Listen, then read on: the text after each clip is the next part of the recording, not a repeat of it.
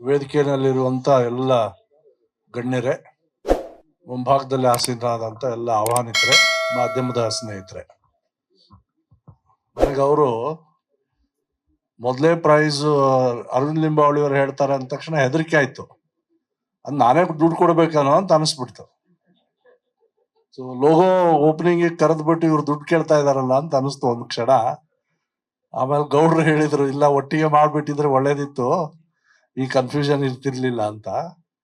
ಏನೇ ಆಗ್ಲಿ, ಬಹಳ ಗ್ರಾಮೀಣ ಭಾಗದ ಯುವಕರಿಗೆ ಪ್ರೋತ್ಸಾಹಿಸುವಂತ ಈ ಕೆಲಸವನ್ನ ಮಾಡ್ತಾ ಇದ್ದಾರೆ. ಕ್ರಿಕೆಟ್ನಲ್ಲಿ ಬೇರೆ ಆಟಗಳಲ್ಲಿ ಜಾತಿಗಳಿಲ್ಲ. ಅದರ್ವೈಸು ನೀವು ಈ ರಾಜಸ್ಥಾನ್ ಟೀಮ್ ಇದೆಯಲ್ಲ, ಅದರಲ್ಲಿ ಒಬ್ಬನ ಆಟ ಆಡ್ತಾನಲ್ಲ, ಪಾನಿಪುರಿ ಮರವನು. ಸೊ ಹೀಗಾಗಿ ಜಾತಿ ವಿಷಯದ ಬಗ್ಗೆ ಇಲ್ಲಿ ಚರ್ಚೆ ಅಪ್ರಸ್ತುತ ಅನ್ಸತ್ತೆ. ಯಾರಿಗೆ ಚೆನ್ನಾಗಿ ಕ್ರಿಕೆಟ್ ಆಡಕ್ ಬರುತ್ತೋ ಅವ್ರು ಬಂದೇ ಬರ್ತಾರೆ ಮೇಲೆ. ಸೊ ಮಹಾಪುರುಷರ ಹೆಸರುಗಳನ್ನು ಹೇಳಿ ನೀವು ಜ್ಯೋತಿ ಯಾತ್ರೆ ಏನ್ ಮಾಡ್ತಾ ಇದ್ದೀರಿ, ಅದು ಕೂಡ ಒಂದು ಶ್ಲಾಘನೀಯವಾದಂತ ಕೆಲಸ.